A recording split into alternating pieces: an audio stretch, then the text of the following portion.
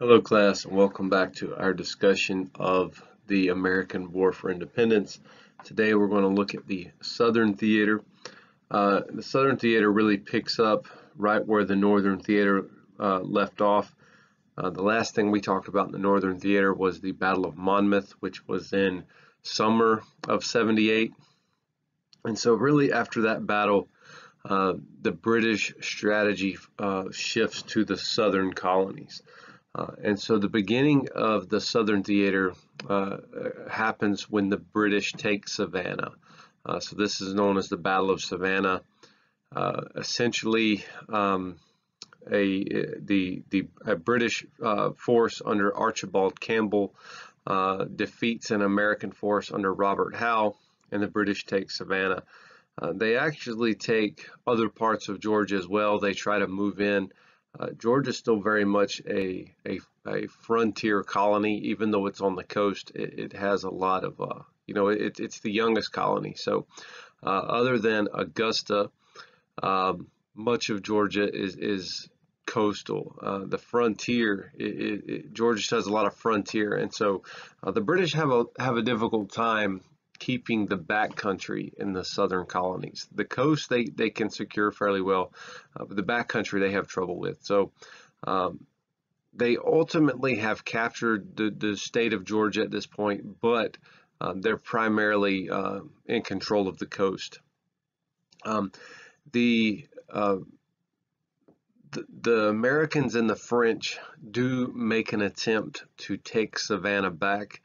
This is called the Siege of Savannah, so this is almost a year later, but it's unsuccessful. The French and the Americans are unable to take Savannah from the British. One interesting character from the Siege of Savannah, that their name is not listed here. So the names there that you see, Augustine Prevost, that is the British commander, and Benjamin Lincoln is the American commander. And of course the Americans lose the battle, but there's a guy, he's not listed there, named Casimir Pulaski. And what's interesting is we've talked about the British, we've talked about the Americans, obviously. We've mentioned the French being involved in this war. We're going to see the French a lot more in the Southern Theater than we did in the Northern Theater, just because of time. The French didn't join the war effort until after Saratoga. We even talked about the Spanish when we talked about the Western Theater. We mentioned the Spanish a few times because of their territory in Louisiana. But this guy, Casimir Pulaski, he's Polish. And so he's one of these sort of characters who have come to America to sort of start over and make a name for themselves, kind of like we saw with Baron Friedrich von Steuben. But Casimir Pulaski, he's a cavalry officer. And if you're not familiar with cavalry, these are soldiers that fight on horseback, and he becomes known as the father of the American cavalry. This Polish immigrant, and he dies in this siege of Savannah. So again, the British maintain control of Georgia, and so from there, obviously, their next focus will be on South Carolina. And so just like Savannah is a major port city in Georgia, Charlestown, or as today we know it, Charleston, is the major port city in South Carolina. And this one's going to be a large effort by the British, a big British invasion led by Henry Clinton. Now, if you remember, Henry Clinton is the supreme commander at this point of all the British forces in America. He replaced William Howe. And so Clinton, his army is stationed in New York, and he actually sails down with an army from New York to invade South Carolina, and he is successful. Here we see the name Benjamin Lincoln again. Remember, this is the American officer who tried to retake Savannah and was unsuccessful, and now he is tasked with defending Charlestown, and he's unsuccessful again. So Charlestown is captured by the British. This is one of the biggest losses in the war. So you can imagine the loss of Savannah followed by the loss of Charlestown. Things are not going well in the South. After Charlestown is captured, Clinton sails back north to New York, and he's going to leave um, a guy in charge named Charles Cornwallis. So Henry Clinton is still the supreme commander of the British Army in America, but he is now going back to New York, where George Washington is, and he's leaving Charles Cornwallis, his second in command. He's leaving him in charge of the South to complete this Southern strategy. All right, so basically what the British want to do is keep control of the South. Right now, the South is pretty much under Patriot control. They want to reestablish British control in the South, and they're expecting to be able to do this with the help of loyalists. There's a belief in Britain that there's lots of loyalists in the South, and that these loyalists will rise up to help them, and so they'll be able to use loyalists to supplement their forces in the South. You'll notice here it says white and black. For one, there's a lot of wealthy people in the South, and as you know, most wealthy people tended to be loyalists, and that's what the British were sort of counting on here. There's also a lot of slaves in the South, and if you remember, Britain has given a proclamation that any slave who fights for the British will get their independence or get their freedom. So they're expecting to be able to recruit white loyalists and black loyalists, and they do. But there is also sort of a misunderstanding that a lot of those rich people are slave owners, and so you're threatening their way of life by offering freedom to their slaves. And so that would affect their loyalties. And then we'll also see another way that the loyalties or the loyalists are affected as we get a little further on. But a big part of this Southern strategy is depending on loyalist support. So the first major battle, well, before we get to the first major battle, we need to talk about this. This is really tied to the siege of Charleston, so what we just talked about. So when Charleston is taken, lots of American soldiers are captured. Basically, the Continental Army in the South is now under British control. They've been captured. They're prisoners of war. But some Americans escaped. And so if you look at the date here, May 29, 1780, you'll notice that the siege of Charlestown occurred during the same month, okay? So these American soldiers had fled Charlestown. They had got away, not because they ran away out of cowardice or anything. It was a tactical retreat, right? They're trying to get away so they can fight another day. Cornwallis is going to send his cavalry force, so these guys on horses, after these American soldiers. And so these cavalry forces are led by a man named Banastre Tarleton. His name's in bold there. He is an important person to take note of because he will be seen over and over again in this presentation. He's one of the key players in the Southern theater. So Banastre Tarleton follows these retreating Americans, and they end up having a battle. That's called the Battle of the Waxhaws. Sometimes this is not referred to as a battle. Instead, it's just referred to as the Halls Massacre. Basically, what happened here is there was a short fight, and the Americans tried to surrender. As they were surrendering, and this is controversial, the British soldiers under Tarleton killed them anyway. The people that would apologize for the British here or would try to justify their actions would say that the Americans, even though they were showing surrender, they were still firing at the British, and that's true. And when I say the British, I'm including the loyalists. So when I say British, that includes the loyalists that are fighting for the British.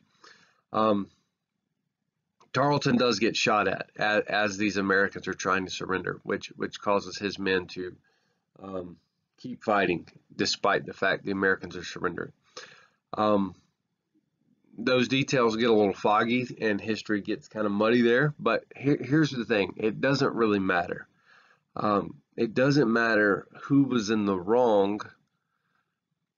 It does matter in the big scheme of things, like if you wanted to really break down and study this event, it matters. But for Americans fighting on the Patriot side, or even neutrals in 1780, all that matters is the information that gets spread, even if it's misinformation. And so what Americans know, what the Patriots in the South know, is that Tarleton killed men who were surrendering. And so they adopt a phrase for this. They call this Tarleton's Quarter. Quarter meaning that you're supposed to provide prisoners of war, troops that have surrendered, enemies that have surrendered. You're supposed to provide them with food, medical care. You're supposed to treat them under the rules of war. You're not supposed to just kill them. And so Tarleton's Quarter is a phrase in the South that means take no prisoners. All right, and it comes from this Battle of Waxhaws.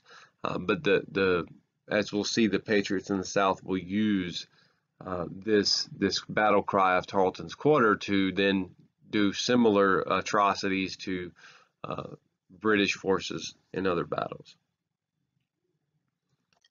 All right, so the first major battle in the South, this is the Battle of Camden. Okay, now the American Army in the South, the Continental Army in the South under Benjamin Lincoln is gone. Okay, between the loss at Charlestown and the massacre at Waxhaws, there is no Southern Army. So Washington has to appoint a new commander of a new Southern Army, and that is going to be commanded by Horatio Gates. You should remember Gates as the quote-unquote hero of Saratoga. Now, we debated that maybe Benedict Arnold was really the hero of Saratoga, but Gates was the commander. Gates was the commanding general who won the victory at Saratoga. So Gates has the credit for being the victor at Saratoga, which to this point is the greatest victory the Americans have had.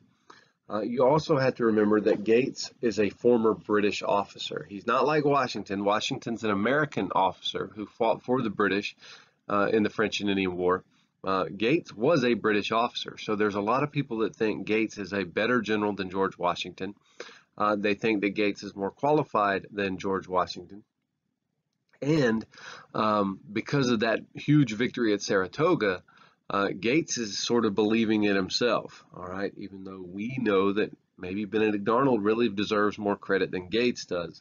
So Gates is full of confidence. Maybe it's false confidence, but he's definitely confident, and so he's going south. He also has a big army, all right. Gates's army outnumbers Cornwallis's army almost 2-to-1. So you can imagine Gates is he strongly believes in his capabilities, and his army is bigger than Cornwallis's army. So he, unlike George Washington, who, is trying to, if you remember, we talked about George Washington wanted to outmaneuver the British and attack small pieces of the British army. Gates he's ready to fight. He believes that he can beat Cornwallis, and so he engages Cornwallis at the Battle of Camden. And it is a disaster. First of all, Gates has his troops arranged in the worst possible manner. He has his worst soldiers, which would be militia guys, all right, not regulars who have fought battles against the British before, but raw militia recruits. He has those placed opposite of Britain's best soldiers. And so that's a mismatch there. And then when the cavalry, which is led by Tarleton, so the guy we just learned about, when Tarleton charges with the cavalry, the American lines break. The militia turn and they run away.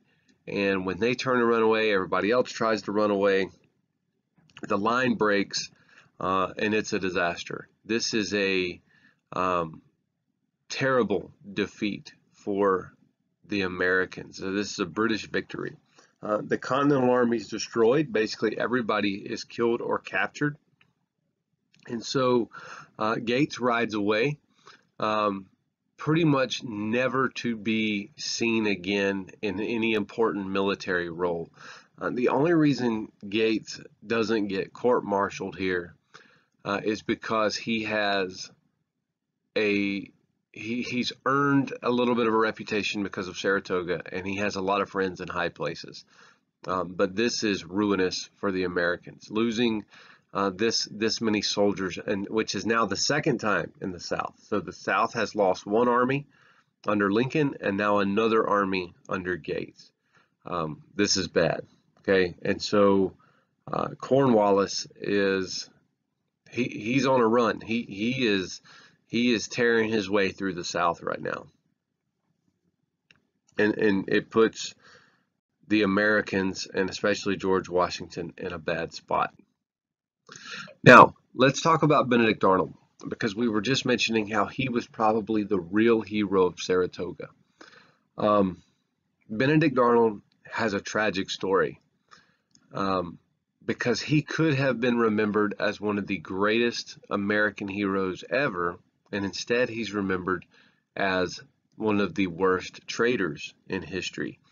So let's see what happens with Benedict Arnold. All right, last time we heard, he was wounded at Saratoga during that heroic charge against the British, against Burgoyne's army. Because of his injury, or his wounds, okay, he has to convalesce. He has to heal up. And so Washington gives him a quote-unquote desk job, all right? If you remember, the British had taken Philadelphia, and then eventually they left Philadelphia, and then after the Battle of Monmouth, the British retreated back to New York, and so the Patriots retook Philadelphia. Once the Patriots retake Philadelphia, Washington makes Benedict Arnold the commander of Philadelphia. He's basically in charge of the troops in Philadelphia, which is the capital, and it's really a position to kind of help him heal up and rest, where he's not going to be riding around on a horse or anything like that a lot. So June of '78, right after the Battle of Monmouth, he's appointed military commander of Philadelphia. While he's in Philadelphia and he's in this high-ranking position, he is rubbing elbows with the Philadelphia elites. So he is, being invited to dinners and balls and things like that, where there's going to be a lot of rich people. And remember, rich people, not always, but for the most part, tend to be loyalists. So some of these rich people that he is with are loyalists, all right? And he becomes romantically involved with a lady named Peggy Shippen, and they end up getting married. So he falls in love with this lady, this beautiful woman, and he ends up marrying her. The only problem is she is from one of these rich, elite loyalist families, and so he is now married into a bunch of loyalists, and they don't agree with the fact that he is fighting on the American side, which they consider rebels, and they start really playing on the idea that he has been underappreciated by the Continental Army. If we go all the way back to the beginning of the war, we know that he took Fort Ticonderoga, but he had to do that with a guy named Ethan Allen, because Ethan Allen was the militia commander, and Allen got a lot of the credit. And then, of course, at the Battle of Saratoga, we know that he was the hero and Gates got the credit. So there's this idea that he's being underappreciated, he's undervalued, and he would be much better to, serving in the British Army. And then you take into account the fact that he is, married to this woman. He's in love with this woman who's a loyalist, and it affects him. And so he starts negotiating with the British secretly. He has now switched sides. So he is still serving in an American uniform, but he is secretly operating for the British. There is a conspiracy in late spring of 1780 for him to surrender West Point. He is not in command of West Point yet, so it's not his to surrender. Let me just clarify. West Point is a fort. Today, West Point is the U.S. Military Academy. We go there to be a military officer, but back in this time, it was a fort. So there's talk that he will take command of West Point, and he has already conspired with the British to give it over to them once he is in that command. And so in August 1780, he is made commander of West Point.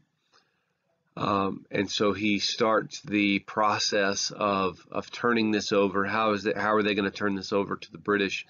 The problem is one of his friends, who is a British officer and who was an acquaintance of this shipping family that he married into, a guy named John Andre. So this British officer named John Andre gets captured by the Americans. The Americans capture this man, and he is carrying a letter from Benedict Arnold. And so this exposes Arnold to be a traitor.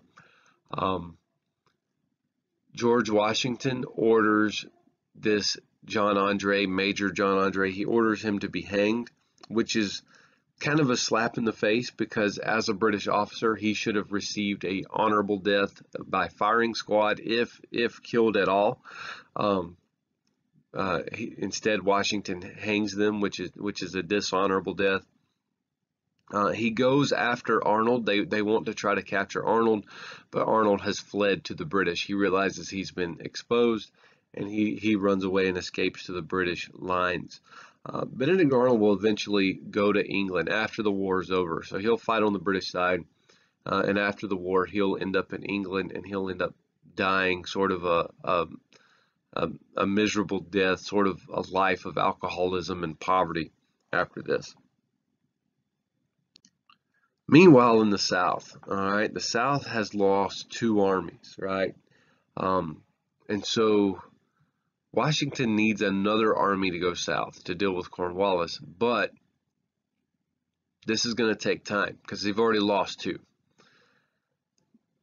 However, there is something sort of that, but between the time Washington can get a new army to go south, there's some guys who really step up and really affect the Southern strategy for the British. And we're going to call these guys partisans.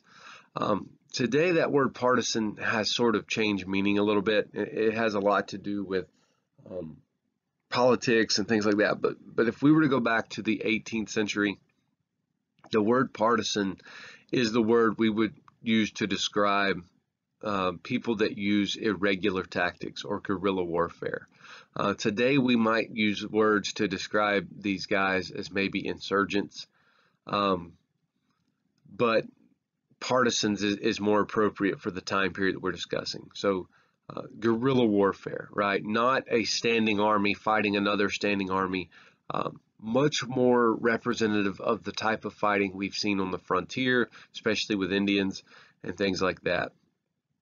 And so from the fall of Gates's army at Camden until we get a new army in the South, and even continuing after that, there's going to be a guerrilla war fought by these partisans. Okay, so these partisans a lot of times are not the legal state militias, not necessarily the quote-unquote South Carolina state militia, but instead these are sort of homegrown militias. These are units of men who are sort of banded together and fighting on their own.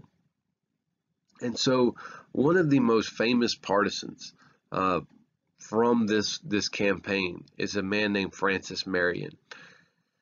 And so there's a battle here called the Battle of Black Mingo that we're going to discuss. But here's the thing: the Battle of Black Mingo is in itself not that significant.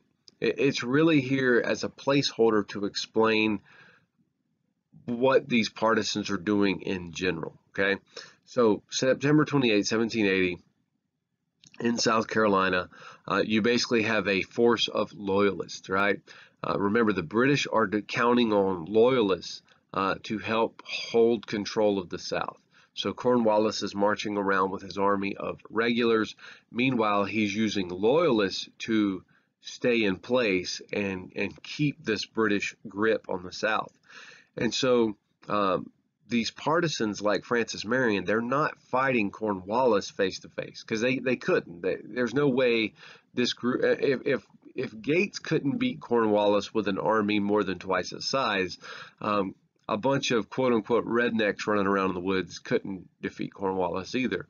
But what they can do is fight these loyalists that have been left in place as quote-unquote British soldiers maintaining possession of the colony. So Marion and guys like him are attacking these loyalists. They also attack British supply lines and things like that. But this guy Marion, let's talk about him for a minute because we've heard him before. We've at least discussed something about him before in this section. If you remember all the way back to the French and Indian War, when we talked about the Anglo-Cherokee War in the South, and we talked about that last expedition, the Grant expedition, where they were able to fight off, these Americans were able to fight off this Cherokee ambush by using quote-unquote American tactics as opposed to the British tactics. And one of those guys was Francis Marion. He was a young lieutenant in the Anglo-Cherokee War.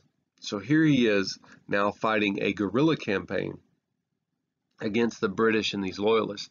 And so this is a man who has fought Indians on the frontier. He knows how to fight a guerrilla war, and he's using these tactics successfully against the British and these loyalists. So Marion is called the father of American guerrilla warfare. So he attacks these loyalists. Now, in response to this, Tarleton, the same guy we keep bringing up, all right, Bannister Tarleton, he is now tasked with hunting down Marion. So his job now is going to be to try to find this guy, Francis Marion, and either kill him or capture him. And so he's unsuccessful at this. Marion's hiding out in the swamps. He has the help of civilians that are giving him aid, supplies, and things like that. And so Tarleton is not able to catch this rebel guerrilla, right, named Marion, and so he ends up calling him the Swamp Fox.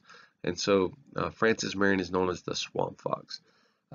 If you're familiar with a movie that came out in the early 2000s called The Patriot, starring Mel Gibson, that character that Mel Gibson plays is partly based on this guy Marion. And some other historical guys too that we'll learn about, but Marion is the main inspiration for his character. All right, still talking about partisans and this fight in the South. In October, so just after the Battle of Black Mingo, while this partisan campaign's going on, we have a battle called the Battle of Kings Mountain. Now, this battle takes place in South Carolina, but Kings Mountain is almost on the border. In fact, there is a Kings Mountain, North Carolina, because Kings Mountain in South Carolina it's right on the border, and so that's a little bit significant where this is located. Okay, so here we have a battle, and this battle is fought entirely by Americans. Okay, meaning patriots versus loyalists. There's no British soldiers here except one, and that is the commander of the loyalists, and his name is Patrick Ferguson. So Patrick Ferguson is this British officer who's in charge of an army of loyalists who's going to be fighting an army of patriots. All right. Now, this army of patriots, there's no name there. So you can see Patrick Ferguson's name. He's the commander of the British, which is loyalists. For the patriots, it just says the Over Mountain Men. The problem is, it's not that there's no commanders, all right, but there's a bunch. So remember, these are small sort of homegrown militia units. And what's happened is at Kings Mountain, several militia units from Georgia, South Carolina, North Carolina, Virginia, and even when we say the over mountain men, this would be modern day like Tennessee. Now, Tennessee doesn't exist yet. It's just North Carolina over the mountains. But these guys, they come from over the mountains. They come from, all around Appalachia, and they fight. These units that come here, they all come together and fight this Battle of Kings Mountain. These guys are all frontiersmen. So a lot of them have fought the Cherokees before. A lot of them have fought unnamed Indian wars since the Anglo-Cherokee War. And they end up here at this Kings Mountain. One of the things that makes this battle interesting, the British, their main thing they like to do, they love to bayonet charge, because it is nearly impossible to stand up to a bayonet charge. And so that is one of the Britain's main tactics is a bayonet charge. However, it takes a lot of discipline from the British soldiers to do the bayonet charge. And so that's why the British Army is one of the most disciplined in the world. Because of the technology of the day and how weapons have to be loaded and things like that, the muskets, the military muskets that these armies use, they don't shoot very far. And so, and they're also slow to load. So once you get off one shot and then the other army bayonet charges you, you're not going to have time to reload your musket and fire a second shot. So once you fire that shot and they bayonet charge you, you're either going to have to fight hand-to-hand combat or you're going to run away. And most of the time, when the British are charging with bayonets, you run away. What makes Kings Mountain interesting is these over mountain men, these American patriots who are fighting here, they don't have military muskets. They have their deer rifles. These guys are woodsmen, so they hunt deer, they hunt buffalo, they hunt, elk, whatever lives in the woods. And so they have rifles, and rifles are made to shoot longer range. Well, the British at Kings Mountain, they're on top of the mountain, which normally that's what you want. You want the high ground, and especially if they're going to bayonet charge, they're going to be charging downhill, which is, advantageous for them. The problem is these over mountain men have these rifles, and they're able to stand back behind trees and shoot the British from far enough away that they sort of take away the advantage of the speed of the charge. And so they keep these British forces, which again are loyalists, they keep them pinned down at the top of the mountain, and they just keep shooting them. And they've completely surrounded the mountain. So these 7 different militias of Americans have surrounded this mountain, and they're just keeping the British trapped up there and shooting them. Patrick Ferguson does try to make a heroic charge downhill on a horse to sort of break the line, and he gets shot not off his horse. He gets shot and falls off the horse, but his feet are tied up in the straps, and so he actually gets dragged by the horse. But this is an American victory. Now, when the Americans get to the top of the hill, or I should say the Patriots, because the guys they're fighting are Americans as well, someone shouts, "Give them Tarleton's quarter." And if you remember, we said Tarleton's quarter meant take no prisoners. So they go up there and they start killing these guys. I mean, they're executing them, murdering them. And it takes the officers a little while to get control of the situation. But this battle is considered the turning point in the South because, remember, this mountain is right on the border of North Carolina. And because of this defeat of the Loyalists, because of this American or Patriot victory, it keeps Cornwallis pinned in South Carolina. He was wanting to move into North Carolina, and now he is sort of stuck down in South Carolina for longer. It also really breaks the Loyalist spirit. The Loyalists that they were depending on so heavily in the South is turning out to be a non-factor. The the Patriots have defeated these loyalists time and again. This guerrilla campaign has wiped out a lot of the loyalists. It's also, this guerrilla campaign has turned a lot of the neutral people to the Patriot side, because the British Army being trapped in the South is having to consume the South's resources. And so people that were neutral are now turning away from the British, because the British are basically taking their food and stuff like that to feed their army. And so the numbers become very lopsided in the South, and the loyalists are no longer really an issue. All right, one more partisan to talk about. This is a man named Thomas Sumter. This is called the Battle of Blackstock's Farm. And again, this is not so much the battle that matters, it's more about the man. But we'll talk about it. So Thomas Sumter, he was also a veteran of the French and Indian War. He had been in the Battle of Monongahela, which, if you remember, that's when George Washington first sort of became a hero, way back in 1755. He had also fought in the Anglo-Cherokee War, and so he has a lot of experience with guerrilla warfare and things like that.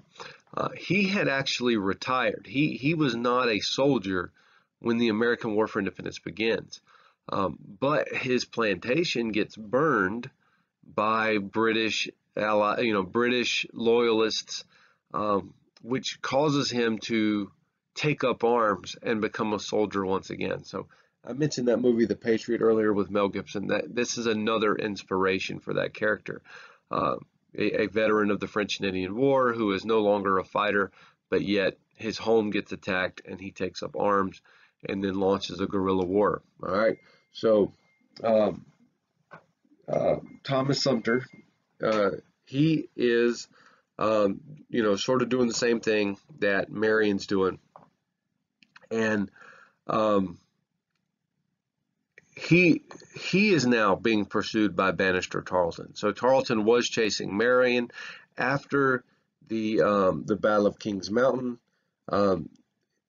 Cornwallis orders Tarleton to find Thomas Sumter, and so he gets the nickname Carolina Gamecock, right? So Francis Marion is the Swamp Fox, Thomas Sumter is the Carolina Gamecock. Now this Battle of Blackstock's Farm is pretty interesting, because now we have Tarleton fighting against Sumter, and he's fighting with regulars, all right, British regulars, and Sumter's men defeat Tarleton's regulars. This is Tarleton's first defeat, so he's been pretty successful so far, attacking and all that, and using his tactics. He couldn't catch Marion, but he's been successful on the battlefield. Here he actually loses a battle and has to retreat. The interesting thing about this battle is Sumter's men are armed with rifles, and we talked about rifles earlier. They're using cover, so they're hiding behind trees and hiding behind buildings and things like that, and taking accurate fire and killing some of these British regulars. So this shows that Americans can defeat British regulars in battle, but they're not really, it's not like they're fighting a normal battle. They're not marching out onto the battlefield and taking volleys at one another. They're still using these guerrilla tactics, but they do defeat this guy. Now, Tarleton sort of lies about this thing. When he gets back to Cornwallis, he doesn't make it sound like he got defeated, but he did. Sumter also got injured here, or got wounded, and so he has to take time to recover. All right, in the meantime, so this partisan campaign has happened, and it's bought time for Washington to get another commander of a Southern army and get something together and go south and have an army that could potentially harass Cornwallis. And so the commander of that army is a man named Nathaniel Green. All right, so you see here Nathaniel Green was appointed commander of the Continental Forces in the South on October 14, 1780. So right in the middle of that guerrilla campaign, he is now moving south. All right, now Green is nicknamed the Fighting Quaker. if you remember from our discussion in colonial America, the Quakers were non-violent. They didn't believe in violence. So the name Fighting Quaker is an oxymoron. In reality, what happened is Green was a Quaker, but he believed in the American cause. And so when he joined the Army, the Quaker faith sort of kicked him out. And so he's not really a Quaker anymore. But he is going south to lead the Army. Now, he's going to do something that is sort of controversial, but it was effective at this time. Okay, so most people would have second guessed what he did here had it not seemingly worked out. But Green divides his army. So Green has an army, and he divides it. It's not a 50-50 divide. There's a bigger section and a smaller section. He's going to command the bigger part, and he's going to put Daniel Morgan in charge of the smaller part. Okay. Now, we've seen Daniel Morgan before. Daniel Morgan was at Saratoga, and if you remember, we talked about Saratoga was technically 2 battles, and that first battle, Daniel Morgan was there, and he had these riflemen, and they were shooting the officers, if you all remember that. Hopefully you do. But this is the same Daniel Morgan. So this guy's a hero of Saratoga. He has an interesting past. He had served as a wagoner in the French and Indian War, so he drove a wagon. So he ends up with the nickname the Old Wagoner.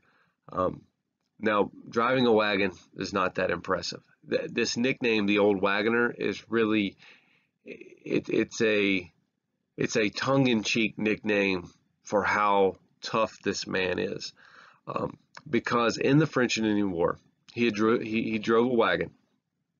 He got into an argument with a British officer. A British officer insulted him about something, and he punched the British officer in the face and knocked him out. And so he knocks out a British officer, and for the crime of insubordination, he is sentenced to 500 lashes. Okay, now 500 lashes it's an unwritten death sentence, essentially. In the Bible, 40 lashes was considered too many. 39 lashes was the maximum amount of lashes you could have in the Bible. So 500 lashes is considered a death sentence. Morgan did not die, and Morgan joked about it, and he claimed that the drummer, because back in the day there was actually a drummer would keep a count of the lashes. He joked that the drummer lost count and he only received 499 lashes. Now, obviously, that's a joke, because what difference would one lash make out of 500? But he lived. He survived the lashing. Morgan actually outlawed lashing when he became an officer in the American Army, because he didn't believe in it. But he was a tough guy. Also in the French and Indian War, he eventually did fight as a soldier, and he got shot in the neck, in the back of the neck, and it went through his neck and went through his mouth and knocked out his teeth and tore out his cheek. And so he was a scarred up, crazy looking, mean old tough man. And that's why they called him the Old Wagoner. All right, he was a tough guy. We've already seen at Saratoga, he was one of the heroes there. He had actually retired after Saratoga and came back into service at the request of Nathaniel Green. So he's going to serve as Nathaniel Green's second in command, but he is in full command of this smaller detachment because, again, Green has divided his forces. So Green is going to go east and Morgan is going to go west. All right. Now, when Cornwallis sees that they have split their forces, okay, because these armies back then, they marched everywhere. So they were fairly slow moving because they had to walk everywhere. But they also had men on horses that could ride up and scout things out. So you always sort of knew what the other army was doing because the few men on horses could move faster than the army could march, and therefore they could ride back and forth and report on the other army's movements and things like that. So when Cornwallis learns that Green has divided his army, Cornwallis divides his as well. And so Cornwallis is going to take the bigger part of his army and go after Green, and he is going to put Bannister Tarleton in charge of the smaller part of the army and go after Morgan. So we now have Cornwallis versus Green and Tarleton versus Morgan.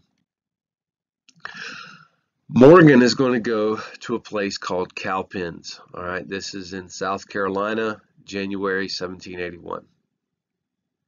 This is still in the northern part of South Carolina, so Calpins and Kings Mountain, they're very close to each other. So again, Cornwallis is sort of stuck in this area. So Morgan goes to Calpins. Now, it's called Calpins because of the unique landscape of the terrain. There's riparian zones, you know, where there's rivers and creeks. There tends to be a very thick pile of brush along those creek beds. And so these riparian zones have created sort of a natural cow pens. So picture a cow pasture with a barbed wire fence around it, and now make the barbed wire fence natural vegetation. That's sort of what cow pens would be like. So it's a clearing in the woods surrounded by these thick, you know, riparian zones. And so Morgan marches to this place, and he decides that this is where he will fight. And so Tarleton is in pursuit, of course, because he has men that can ride ahead and see where Morgan's army is. And so Morgan decides to fight. And so the night before this battle, Morgan travels throughout his army, through his encampment, and he talks to all of his men. And he tells them how he's proud of them and how brave they are. And then he tells them that they're going to be fighting Tarleton the next day. And these men know what that means, because we go back to wax halls and the idea of Tarleton's quarter. They know what Tarleton's about. And Morgan knows what Tarleton's about. And he knows that Tarleton likes to charge, because we've seen it time and time again. Tarleton's the aggressor. He never wants to be charged. He always wants to be the one doing the charging. We also know that Tarleton charged the militia at the Battle of Camden, and it broke the American lines, and Camden was a great British victory. And so Morgan has all this in his mind, okay, all this information. And so the next morning, Morgan has his men set up in 3 lines. He has a line of regulars in the back. He has a line of militia in the middle. And then in the front, he has a line of sharpshooters, of these riflemen. And of course, we know Daniel Morgan, we know how he operates. And so he has ordered these riflemen to shoot the officers. And so as the British begin advancing towards the American lines, these sharpshooters at the front start shooting the officers. Now, let me explain why that's important. All right, I mentioned earlier that the British like to charge, and to do that requires discipline. And the British are one of the most disciplined armies in the world. But discipline means that they're going to follow the instructions of their officers. So if you eliminate the officers, it removes the advantage of that discipline a little bit, because they're going to do what their officers tell them to do. And so he has these sharpshooters shoot the officers, and then they fall back to the second line, which is the militia. Now, the militia is commanded by a man named Andrew Pickens.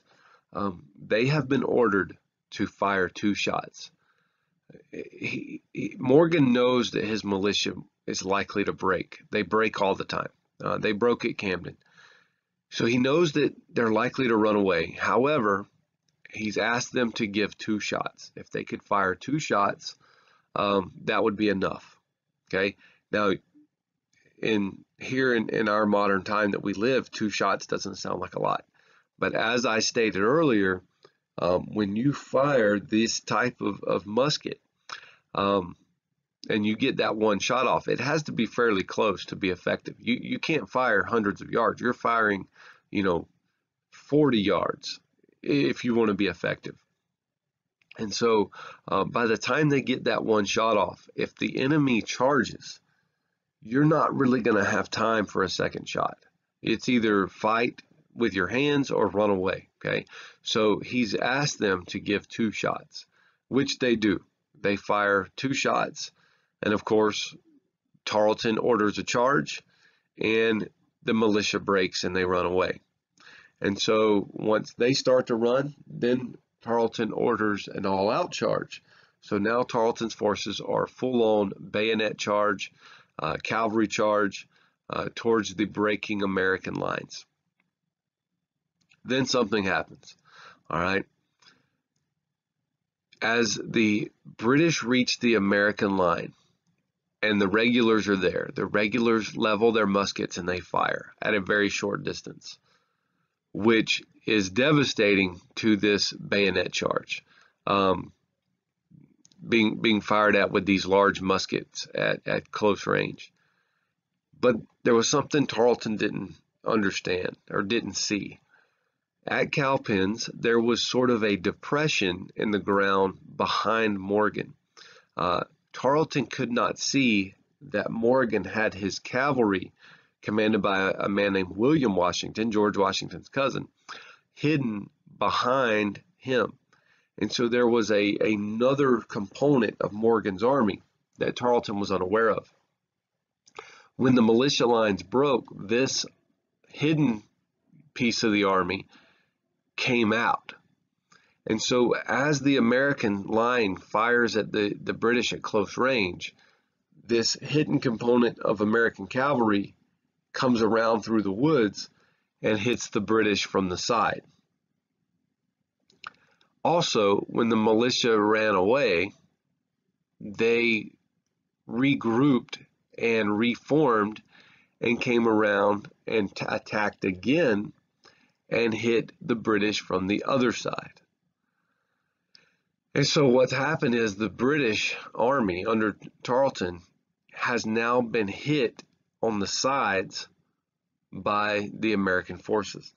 This is called a double envelopment. Sometimes it's called a pincer move, but this is a tactically perfect maneuver. In the history of warfare, when you go all the way back to the ancient world, a perfect double envelopment is a thing of military beauty. It's considered tactical perfection. And Morgan pulls off a double envelopment here against Banastre Tarleton, one of the British's best officers. And this becomes a decisive American victory. Tarleton's army is destroyed here. Eventually, Morgan will ride up and he will reunite with Green's army, so Green's army will become whole again. Tarleton does escape this battle with his life.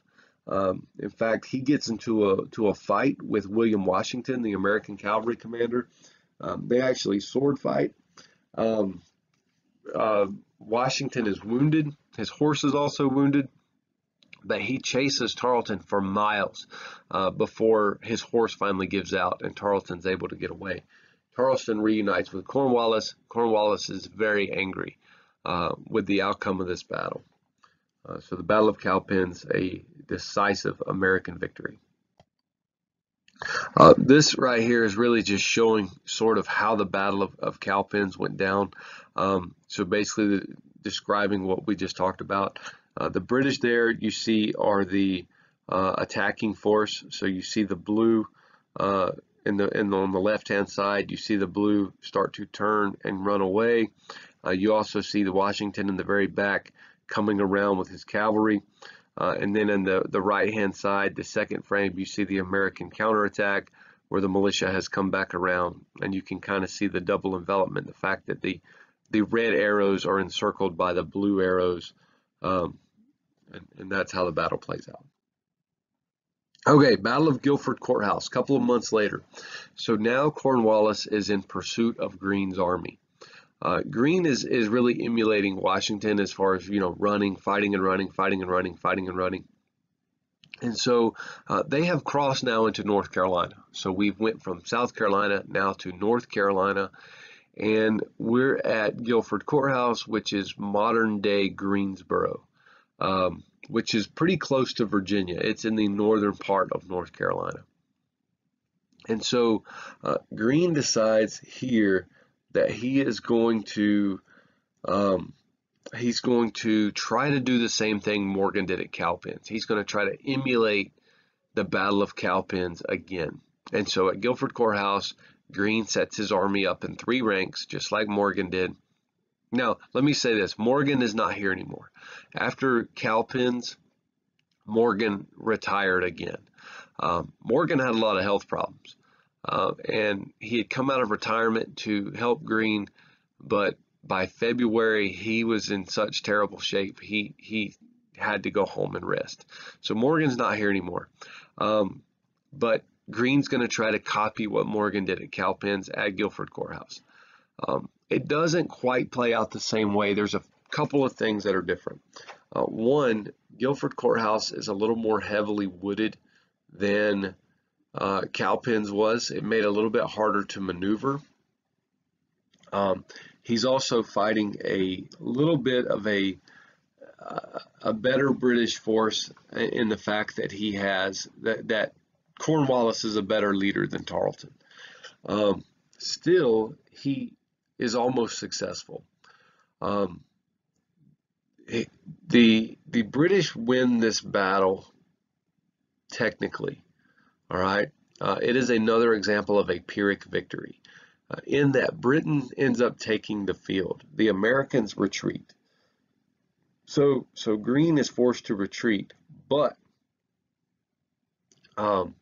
he was counting on having to do that anyway. He wanted to win, but he's always counting on having to retreat intact, which he did, which is the same thing he's been doing with George Washington since the beginning of the war. He's following George Washington's example. The British, despite taking the field, they lose 1/4 of their forces. All right, 1/4 of their men are either killed or wounded, and so this is a devastating victory for Cornwallis. One of the things that Cornwallis did here, and it's pretty controversial, when he saw, so at first this was really working in the Americans' favor. It seemed like the Americans were going to pull off the victory. To keep that from happening, Cornwallis ordered grape shot fired into the line. All right, grape shot is basically your cannons are, instead of firing one giant cannonball, they're firing small lead balls. So you're essentially turning your cannons into giant shotguns. And so he ordered grape shot fired into the lines because the Americans were winning. And this killed a lot of Americans. It also killed a lot of British soldiers. So he fired grape shot into his own men to prevent losing the battle. So you can imagine how this quote-unquote victory felt after the case. All right, but because Green did retreat, it allowed Cornwallis to move into Virginia. Now, Green's not out of the war. Green's still going to be fighting in the South against other British forces that are there. But because of Green's efforts, the South is now back in Patriot control. The Americans now control the South again, with the exceptions of Charlestown and Savannah. Charlestown and Savannah are still under British control because the British Navy is so powerful, and those are port cities. But the southern backcountry is under American control. But anyway, so Green's still fighting elsewhere. We're going to keep following Cornwallis because that's where our narrative is going to take us, and he has moved into Virginia. All right, now when Washington learns that Cornwallis has moved into Virginia, he's going to send another army down there to handle Cornwallis, and this army is going to be commanded by a man named Marquis de Lafayette. All right, now Marquis de Lafayette is French. All right, he is young. That's him on the left, but he was 19 years old when he joined the American Army. He's 23 years old when this battle takes place. So he is sent down with an army to harass Cornwallis, all right, in Virginia. And so we're going to have this battle here called the Battle of Green Spring. And it's not that significant of a battle, but there's some interesting things, and it's allowing us to to follow Cornwallis. All right, so he's supposed to harass Cornwallis. Now, his second in command is an American officer named Anthony Wayne. And so they're going to attack Cornwallis's army, and they attack it from the rear, and everything seems to be going well. But Cornwallis is a good general, and Cornwallis has learned a little bit from fighting these Americans. He's learned that the Americans sometimes don't fight fair, and how they do certain things. And so, Mad Anthony Wayne, he's having his guys shoot the officers and things like that, and he's attacking the rear, and they realize that something's too easy, that they're having too much success, and they realize it's a trap. Lafayette realizes it's a trap, and so Lafayette starts trying to mobilize his men quickly to move them into position to protect Wayne, because Wayne is the assaulting force. Wayne also realizes he's in a trap because the British counterattack, and all of a sudden he is being attacked by superior numbers of British regulars. And rather than run, because Wayne knows he's in a trap now, rather than turning to run, which he feels would be a disaster, so instead of ordering the retreat, he orders a bayonet charge.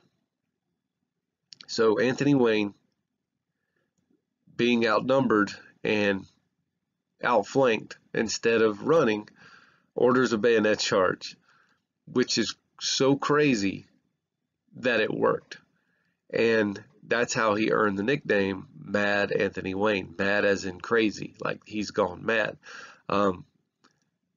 The bayonet charge works and actually surprises the British, and then they start retreating, and so Cornwallis has to rally his men and launch another counterattack. And by this time, Lafayette has moved into position and is able to cover Anthony Wayne well enough that they can retreat. So some people would say this battle is inconclusive, but the Americans do end up retreating, and Cornwallis is able to continue in the direction he was going. So we'll call this a British victory, but it's a very interesting battle the way it plays out. Cornwallis, after this battle, he crosses the James River, and he receives orders from Clinton. Remember, Clinton is still in New York, and Clinton is actually in charge. Cornwallis is second in command, but Cornwallis is first in command in the South. He receives orders from Clinton to move to the coast to secure a port. All right, so again, British Navy, big powerful Navy, best Navy in the world. They want a port to secure a port so they can bring in British reinforcements and things like that. So Cornwallis, to do this, to accomplish these orders, he moves his army to Yorktown, Virginia, which is on the York River. And there's going to be a battle there called the Battle of the Chesapeake. It's also sometimes called the Battle of the Virginia Capes, or just the Battle of the Capes. This is September 1781. This is almost a miraculous event for the Americans. There's a British fleet there commanded by Admiral Thomas Graves. And as we've mentioned, the British Navy is the best Navy in the world. And this is partly why Cornwallis had to secure Yorktown, was to create a place for the British Navy to come land. But the Americans and the French coordinated perfect. There was a perfect circumstance. And keep in mind, they don't have any modern means of communication. Everything had to be sent over land or over water. But they coordinated the perfect arrival of a French fleet commanded by Admiral Comte de Gras. And so Comte de Gras' fleet defeats this British fleet. And the French Navy, even though the British Navy is better, the French Navy wins control of the Chesapeake. And so now Cornwallis has secured this port, but it is not British ships out there, it is French ships. So now Washington, in the meantime, has moved his army down. So now Cornwallis is trapped against the sea, against Chesapeake Bay, which has a French fleet in it, and Washington and his forces are cutting off Cornwallis from the land. And so Cornwallis is now trapped. This French fleet will prevent any British reinforcement from coming to help Cornwallis. It will also be able to use the cannons on those ships to fire at Cornwallis's army. And so this is now the siege of Yorktown. Washington's forces have besieged Cornwallis. Cornwallis is now trapped. He's got the French Navy on one side, he's got the American army and the French army on the other side. So obviously the American forces are commanded by George Washington. The French forces are commanded by General Comte de Rochambeau. And of course we have Admiral Comte de Gras out there in the bay. Still, Cornwallis, he tries to fight. He has a defense set up. They have defensive positions in place. There are certain fortifications outside the city called redoubts, which have British guns on them that are pointing out towards the American army. And so there's still some action that has to take place. And so to protect themselves and yet still, have the British army trapped, the Americans are going to dig a huge trench. All right, the American and the French are going to dig a trench. George Washington symbolically digs the first part of the trench, so he starts the digging, and of course the army's going to do the rest of the work. They're able to move in guns.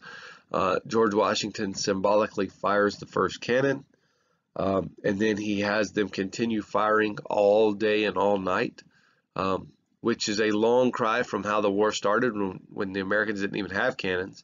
Now we're able to maintain an artillery barrage all day and night, as well as we have the French out there at sea doing the same thing. Now the last step is to take these last two redoubts, these fortified positions, these high grounds, take those hills, take the British guns on those hills, turn them around towards Yorktown. These are known as Redoubt 9 and 10. The French take Redoubt 9. Redoubt 10 is taken by troops commanded by an officer named Alexander Hamilton. Alexander Hamilton was one of Washington's staff officers, which basically means he was a secretary. And the whole war, he had been following Washington around, basically, taking down orders, taking down notes and things like that. And this was at the end, and he said, "Hey, I want to do some fighting." And so George Washington allowed him command of the force that took Redoubt 10. Once they got on those hills and they took the cannons and they turned them around, that was pretty much the end for the British. They knew they had been defeated. October 18, 1781, Cornwallis surrendered. Now, what's interesting is Cornwallis was ashamed to surrender to George Washington. And so instead of surrendering himself and coming out and surrendering, he sent his subordinate, a man named General Charles O'Hara, to actually do the surrendering. This is it. This is the end of Cornwallis's army is now captured. So this is the second time that a British army has been captured. The first at Saratoga, and now here at Yorktown. Now, technically, there's still Clinton's army in New York. The British are still in New York, but this is the last battle of the war. Now, when you watch the Western Theater video, you remember that they said the siege of Fort Henry is the last battle of the war. The Western Theater is sort of its own thing. It's definitely, they're still fighting in the West, okay? But that is that smaller, more irregular style fighting. This, as far as conventional battles go, this is it. It's over. The war is, for all intents and purposes, over. After this, the British and the Americans and the French will begin negotiating for peace. That peace is made official with the signing of the Treaty of Paris of 1783. The four men who signed the treaty were David Hartley representing Great Britain, and then John Adams, Benjamin Franklin, and John Jay representing the United States.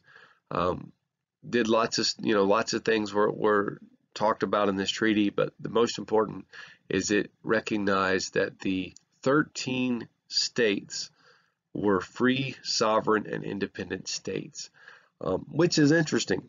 This is not the quote-unquote independence of one nation. It's the independence of 13 free, sovereign, and independent states. So there's not one country added to the map. There's technically 13. And we will talk about that in our next video, because the American War for Independence is now finished, but the American Revolution is not. Remember, the American Revolution is bigger. It's bigger than the War for Independence. The War for Independence is just part of the American Revolution. So all of the things that are still left to be done, like the Constitution and the Bill of Rights, those things haven't happened yet. And that's definitely part of what makes our American Revolution revolutionary. So I hope you enjoyed this. This presentation here is my favorite thing to teach.